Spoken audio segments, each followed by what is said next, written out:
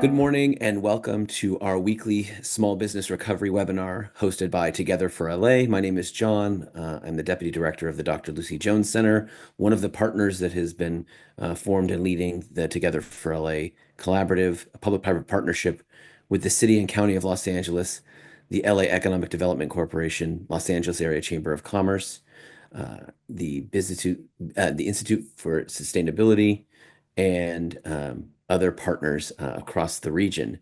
Today, we're joined, as we have been each week, by experts that are working in the space to support small business recovery, available to answer questions. And we have provided a speaker today to offer insights, particularly to our small businesses, as we move into this recovery phase of attracting customers, especially if your customers have been displaced or you yourself are no longer in the same location you once were, or perhaps even with the changing dynamics of the community that you are in, things are just different. And how do you manage that difference and using some marketing tips and tools in order to get you in more stable space to continue to grow and thrive in Los Angeles. So today we're joined by Carlos Shane Clark, who's a social media expert, who's going to talk a bit about tactics that you might utilize in your business to attract attention, connect with your customers, and really drive your business forward in what has been some uncertain times, and as we're moving into more stable times. After our presentation, he'll take a few questions, and then we also have experts from other agencies that are available to answer questions. But with that, I'm going to turn it over to Carlos and let him take it away from here. Thanks, John. Hi, everyone. I am so excited and grateful for the opportunity to speak with you all today. As a resident of Los Angeles, I totally understand and can sympathize with how the LA wildfires have affected us all and the way that we kind of now have to shift our tactics and ways of being. So I'm very, very grateful to be able to share what any knowledge I have about social media with you all. So my name is, as John mentioned, Carlos Shane Clark of Socially Shane. A little bit of background about me is I started in, looks like someone's on, Hold on, there we go. There you go. Back to you. I started in social at a boutique agency out in the South Bay, where I worked with clients like Mesa Corona Wine and Kendall Jackson and Blaze Pizza. And then after there, I moved to a more full service advertising agency, where I had the opportunity to work on social campaigns for a Mountain Dew and Doritos and Brisk Iced Tea. And now currently I am freelancing in my own operation, and I'm happy to be a part of the social team for the Abbey Club in West Hollywood, as well as Chapel, Poppy and Rose, a restaurant in downtown LA, and their other sister restaurant, Poppy and Seed in Anaheim, and also Tryst Hotels. So I'm proud to say a lot of consumer operations and restaurants and things are kind of in my wheelhouse. And I know that that's important to a lot of you business owners. So as we all know that social media is imperative to any successful business. It's super important to any of your marketing plans. It's how we all receive information, even whether it be news, uh-oh, my camera fell. Sorry about that.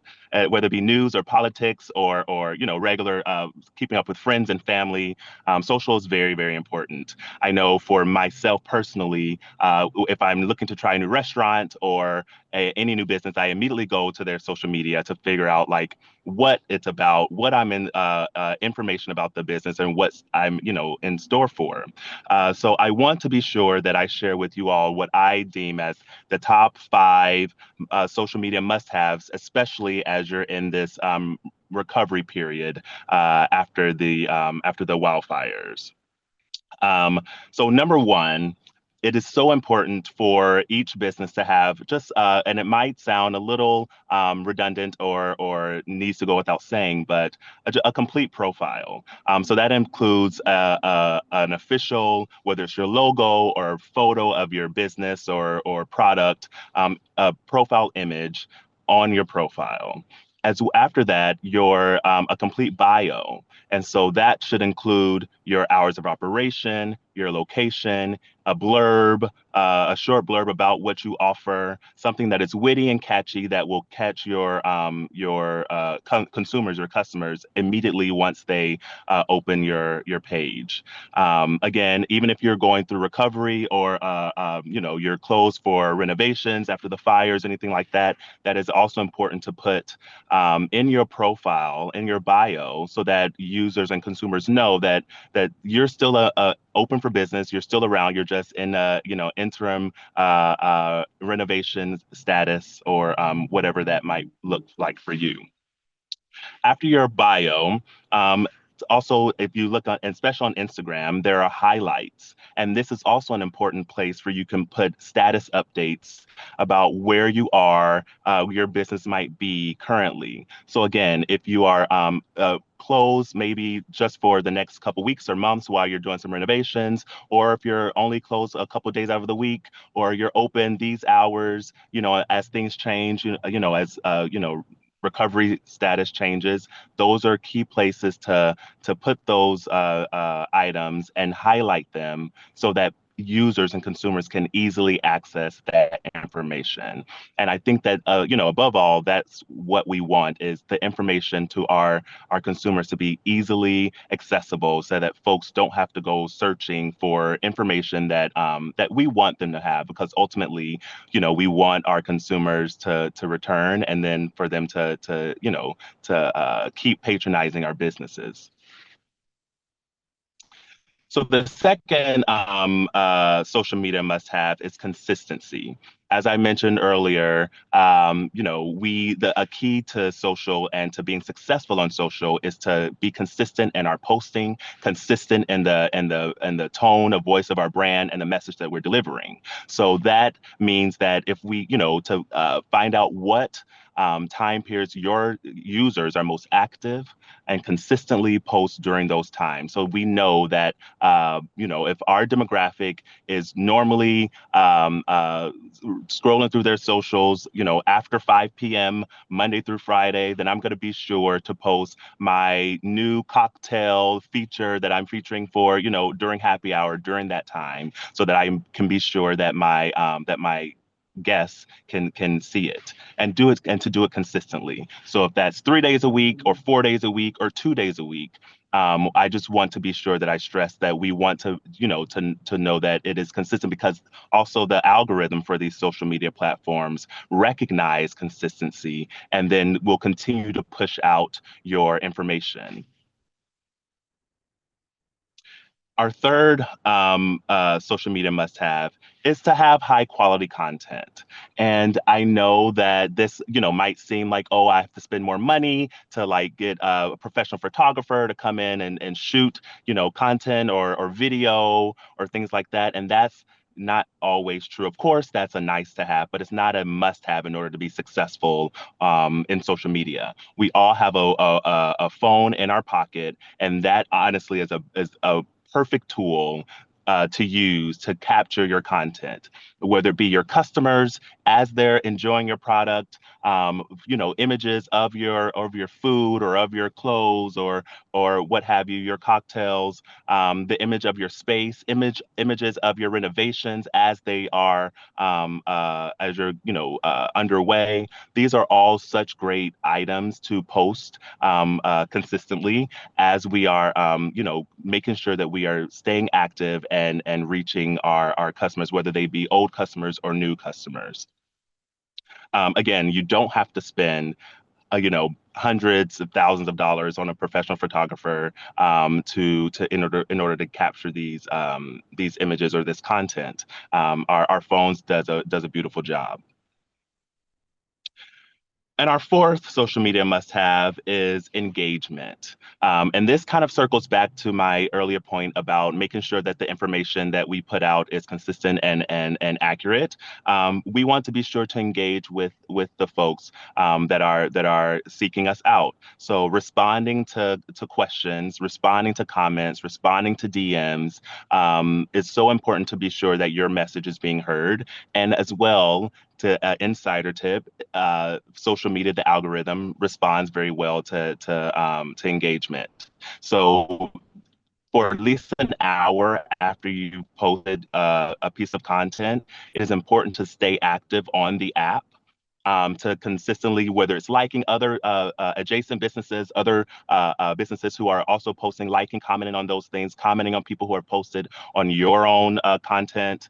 Um, the algorithm recognizes that, sees that this is a person that is active and continues to push out your content. So I would a good rule of thumb is for at least an hour after you've posted a piece of content, whether it be to your feed or to your Instagram story or Facebook story or Facebook feed, to stay active. That can be sending emojis, thumbs up, responding to the DMs that you have, responding to those comments and questions that folks might be leaving on your content. It's also very, very important.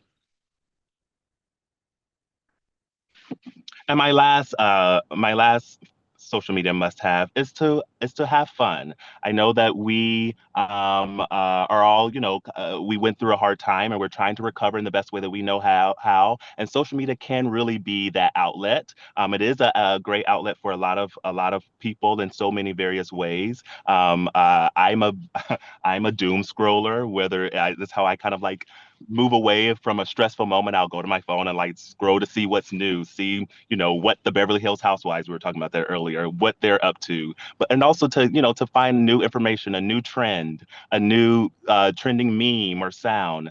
So I want us to continue to have fun with social, to incorporate the fun and ease in social into our content and into our brands, and whatever that might look like for you and however that is relevant to you.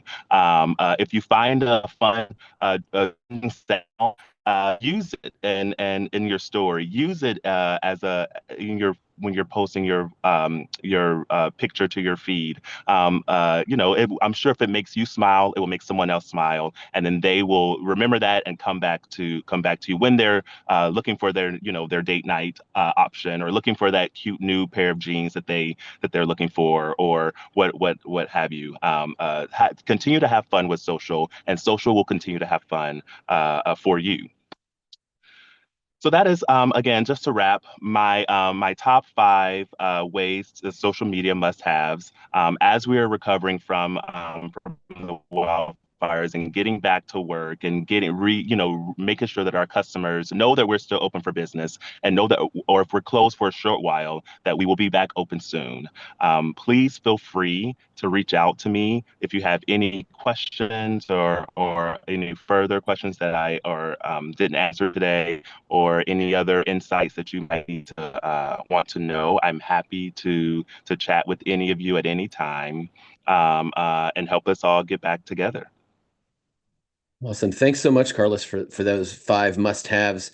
I think what I heard you say, and I think a key takeaway for our small businesses here is that we have to be honest, right, about what the circumstance is, right? Let people know, hey, we're under construction. Show them the progress. Let them know that you're still there and you're vibrant as a business owner, and humanize the narrative on social media as well. To know that there's, especially in this moment, that you've gone through this, we've all gone through this, and you're coming back, you're fighting back, and let folks know how that process is going for you in a meaningful way. I have one question for you, Carlos, around tagging or collaborating with other businesses or agencies. What's the best practices around that right now? Sure. That's a very good way to make sure that you capitalize on everyone's followers, on everyone's audience. So if you have another business, an adjacent business or person or account that you are looking to collab with, I highly recommend it. But the way to make sure that it doesn't get lost in the fold is to reach out to that business or that person or that account that you're looking to collaborate prior to going live with the content and let them know that, hey, this is what I'm planning to do. Are you interested? Will you accept my collab?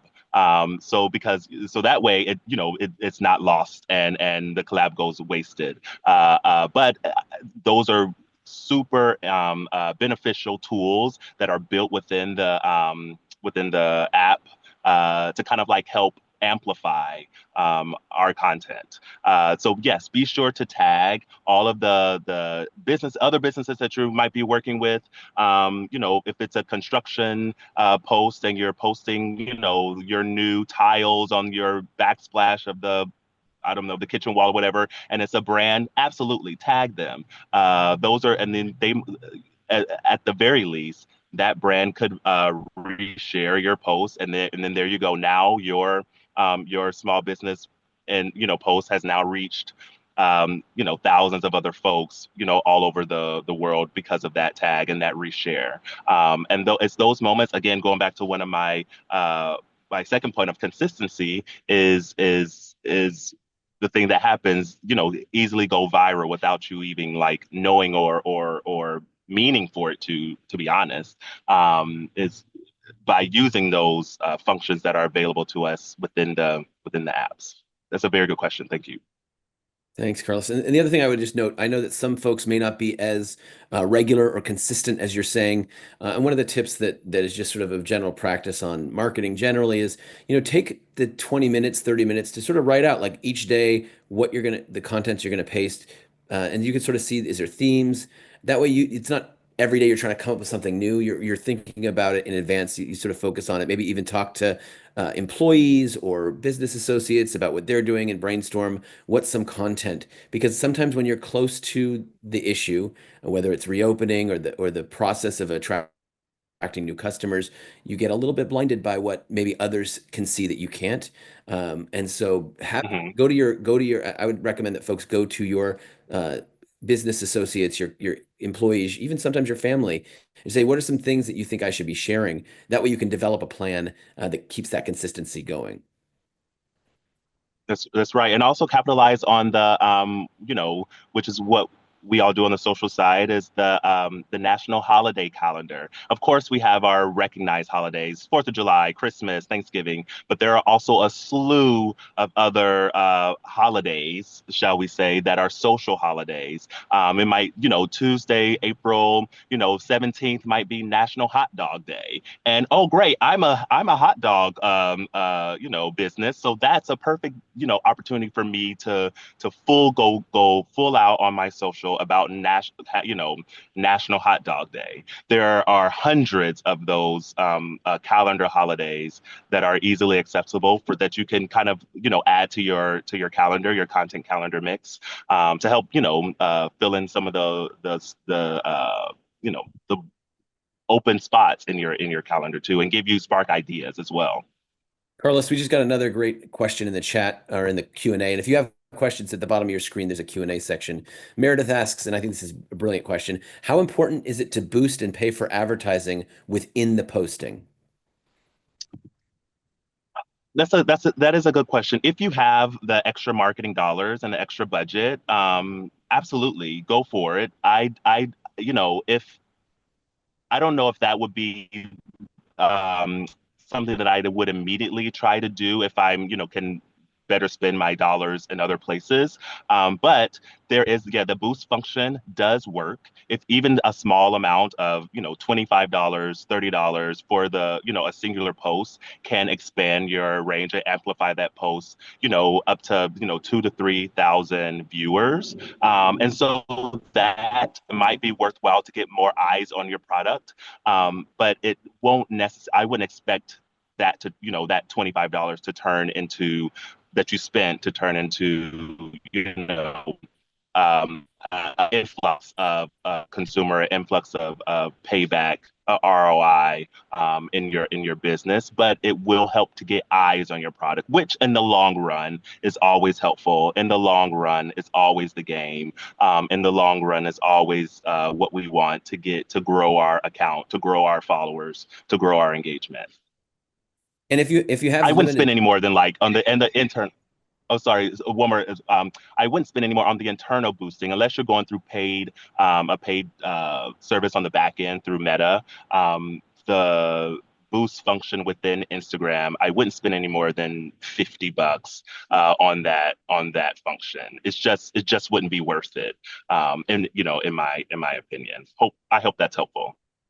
and maybe you could clarify, boosting a post versus creating a paid ad. If you have a limited budget, maybe $50, $100, which is going to be typically a better outcome. I would boost the post for the $50 versus creating a paid ad for $50. I think your return on that would be greater on boosting that singular post than going, the back end through Meta and creating the paid ad for $50. Now, if you have, maybe $1,000, then that might be worth creating that paid ad and letting that run for say 2 weeks. You know, during that way. But I would not spend $1,000 on a boosting one post. Great. Thank you. One last question, because I know your time is tight, and we really appreciate you spending time with us today. Um, the question here is, I'm not social media active beyond online classwork or YouTube responses, but some of those issues are quietly asking for action rather than advertising repeaters. What should be posted or responded to? And so I guess the question really is, when you're engaging with people on social media, whether it's YouTube or another platform, are there certain types of comments or certain types of posts that we should be responding to? Or should we be saying, great to hear, check me out here, and actually give it in those responses, in that engagement, giving people a link back or a reference to another platform? What should those comments and engagement be more than just a heart or a thumbs up?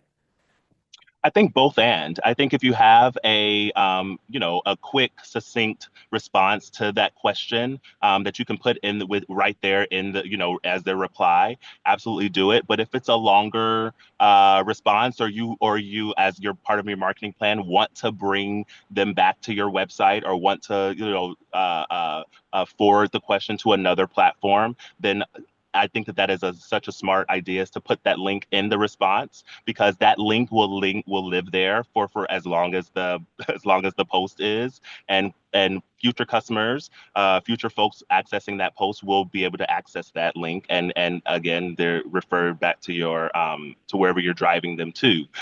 So I think, if it's responding to those specific questions is very important within that, as a reply with where the question is posted, um, uh, and then bring forwarding them to your website or your blog or whatever wherever else you're trying to drive the customer to.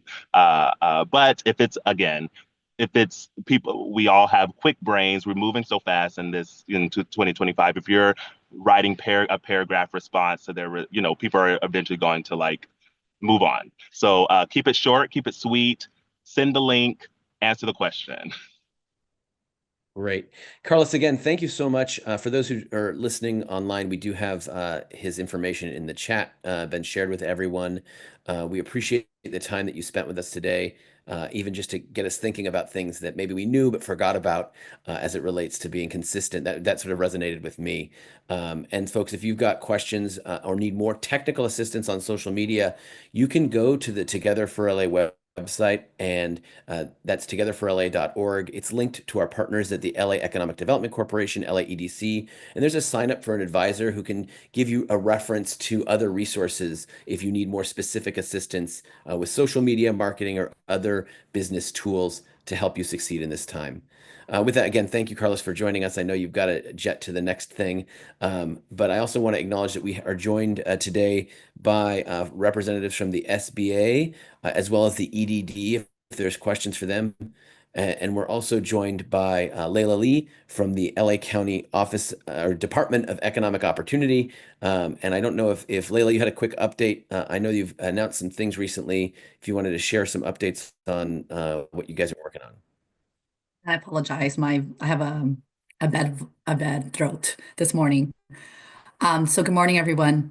So a few things that I wanted to update everybody on.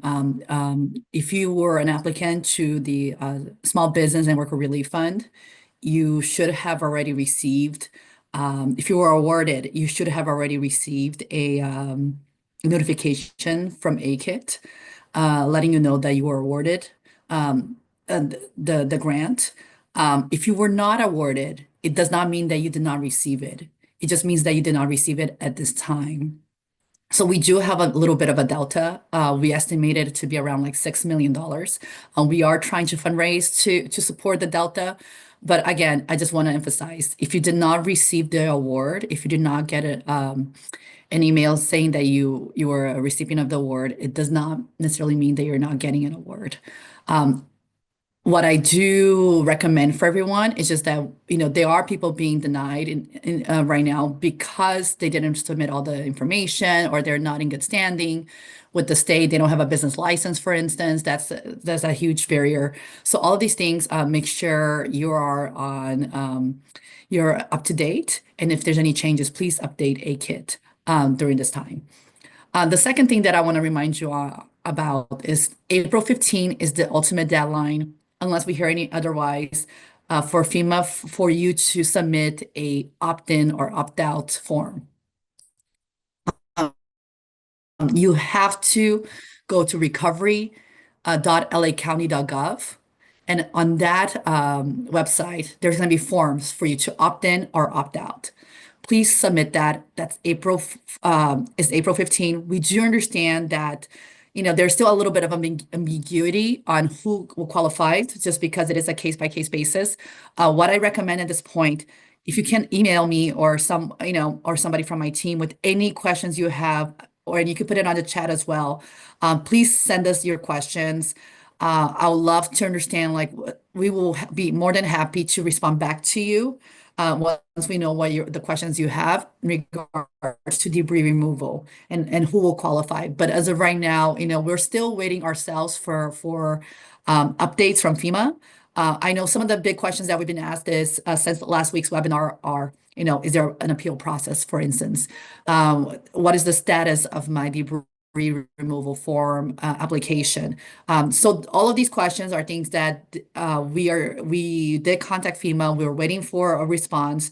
John, it would be great once we get a response for you to also, spread the news. But again, we're just waiting for them to give us some guidance here. Hopefully they extend it, but I think we should assume they're not going to be extending it at this point. The last thing that I want to mention is we do have a small business summit coming up in May. We're going to have two of them. One of them is going to be near Palisades. The other one is going to be in Altadena. Obviously, these are summits that are going to open to everyone around the county. It's going to be filled with information and resources and speakers and everything else. So we'll share that information in terms of date and location as soon as we're able to confirm it. So I'm here if you have any questions. Great. Thank you, Hey, Layla. this is Mark Wingate. Let me, I'm not a speaker per se. I'm just here for questions, but I've literally been in back-to-back meetings all morning. Forgive me, I was, just in between meetings preparing for the next meeting. Periodically, I'd see a text question. Layla, if you want to get a hold of Mary and set up a call, we can answer all your questions, and I'll do what I can on this venue as well. Great. Okay. So Mark, what we'll do, we'll collect all the questions, so you're not inundated with these questions. But we did send you some. But yeah, and I've been talking to Mary. But yes, we'll get connected again. But yeah, if everybody here can, you can send the questions to me. If you can share my email, that'll be great. Seta, can you share Layla's email with the group? And then there was a couple questions, and Mark, maybe you might be able to answer this. But first, um, to Shayla ask just a clarification. Was your answer was in regard to the LA Aid Fund? And so I imagine that's the small business, the regional small business relief fund. That's the what you were talking about, and updating, if any changes, updating Aid Kit, which is the platform by which you apply for that. Just to clarify, is that correct, Layla? I just want to make sure I'm. Oh, Yes, that's what I was referring to. Yes, okay, the LA, yeah, I believe the LA fund. What you're referring to is the Small Business and Worker Relief Fund. perfect.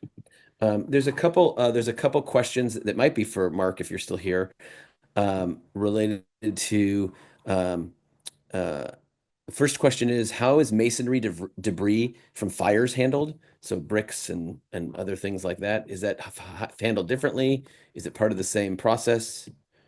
So, yeah, I appreciate the question.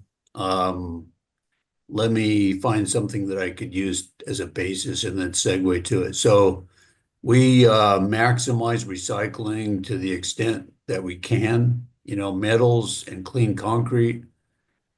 We bale the metal, we recycle the metal, we clean the concrete. If it's not asbestos containing concrete, we crush it and recycle all of it. Other kinds of construction and demolition debris, if you understand, this is a staggering mission, okay? We have thousands of private and public properties, and we're making sure all the right debris types, go to the right places. We're maximizing recycling of metal and concrete, as I said. And but we can't really carve out the time needed to, focus on setting bricks aside. I think we'll do that to the extent we can, but there isn't too much of that. Now, I mean, that kind of segues to valuables, if you will. And, it's a little bit of a bridge, but whenever we find valuables, we look at that as an opportunity to reunite valuables with, the property owner. I hope that helps. Great, thank you. And I also, um, it looks like there was a question about cost of debris removal after April 15th. Is that, does that change? Can you speak to that? Uh, yeah, so that's not an easy one to answer, because I'm not sure where that question comes from, but the the PPDR per se, private property debris removal per se, afforded by a right of entry is free. Okay. So for eligible properties, right? So beyond that, if an eligible property owner did not submit an ROE prior to the deadline, there aren't really any provisions beyond that. Does that help? Right. So in terms of what you're saying is for government work, right? So then become private. Right. It would be is that what you're acknowledging? Okay, great. There's a question for Layla. Sheila asked, I got an email saying they have not made a decision and notified everyone by the end of the month. Is this not correct? That's the hope. I want to, I want to be careful here just because, we are raising funds and we're taking time to, and sometimes funds, funders don't give you money right away. Sometimes they don't move by our timeline, right? So I just want to be careful, like to say, most likely, if you received already an email saying that you're awarded, that means you're awarded. You made it through, and based on the fundings that we already have. If you did not get an email, that means you did not get an award, but it doesn't mean that you're not getting an award. It just means that we are still fundraising and hopefully we can get to you. But again, and I think it's also important to share here. We did a tier system where tier one were the businesses that were fully destroyed. Then tier two were businesses that were damaged. And then the third tier was just you know, businesses that were impacted by just their capital, right? Revenue loss.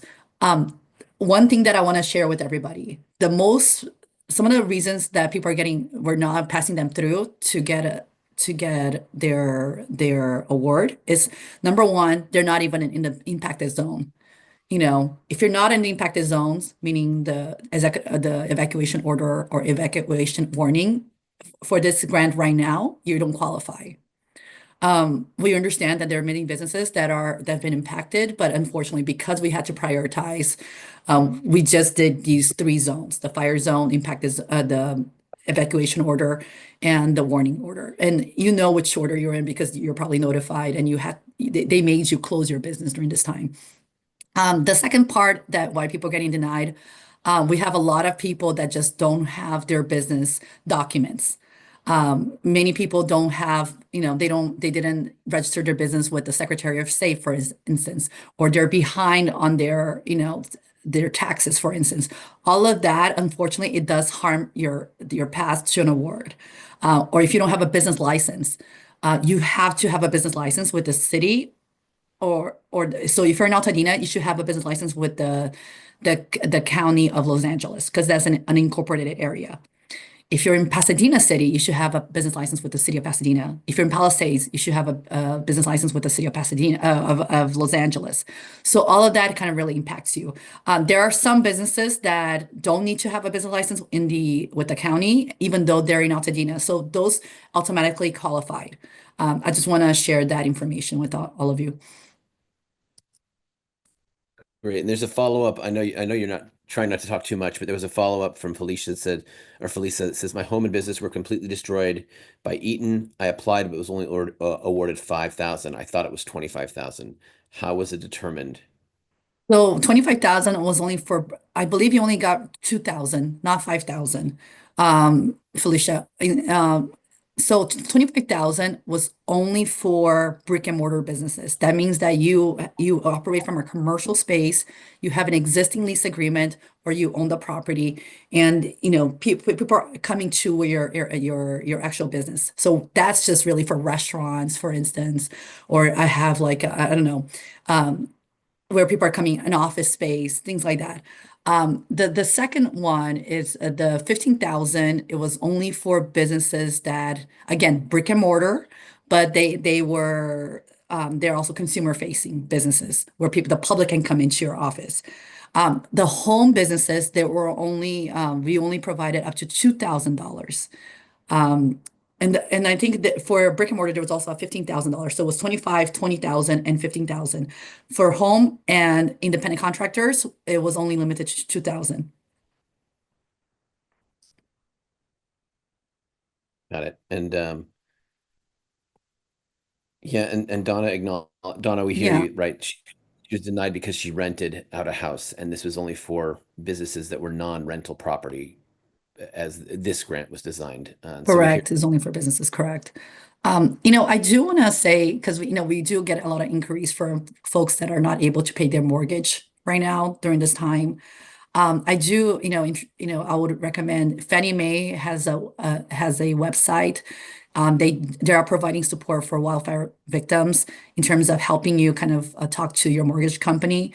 I know the governor has done a lot of work talking to the different financial institutions. I'll recommend for you to also go to your financial institution, talk to them because they are providing right now payment plans because they know that the forbearance period, I think it was like 90 days, may be over for many of you. So at this time, I do recommend, talk to your financial institution, talk about a repayment plan because we know that's been really difficult.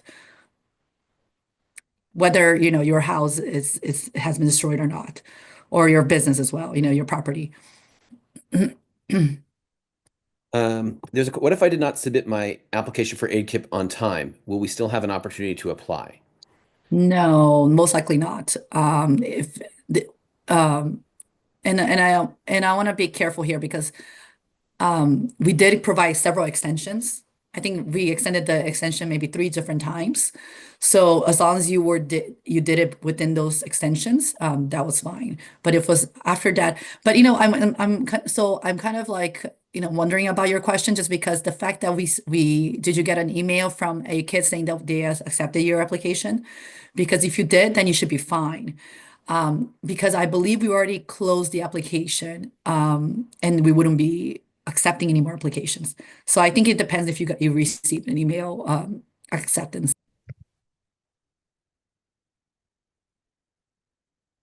Okay. We've got two more questions, and I know that we've got some folks from other agencies as well that may have an update. But Lily asks if there's no more working capital and all applications are pending with no further action, SBA, FEMA, et cetera, what would the next option be? Is there other things people should be looking at or pursuing at this point? And this is maybe for SBA or maybe for Layla. What should folks be Yeah. doing? Yeah, I'll say SBA idle for sure. That's still available, the loan. We are going to be launching some other types of loans and grants to help people relocate. So, if people are opening a brick and mortar location, stay put. We are going to be, I don't want to share too much information because I don't know when that's going to happen. It was a program that was going to happen regardless. It's just now, we're working towards maybe providing extra points and bonus points for people that have been impacted by the fire. Um, and then, we're also kind of talking through other different options. Do contact a CDFI partner. There are several CDFI partners throughout our region.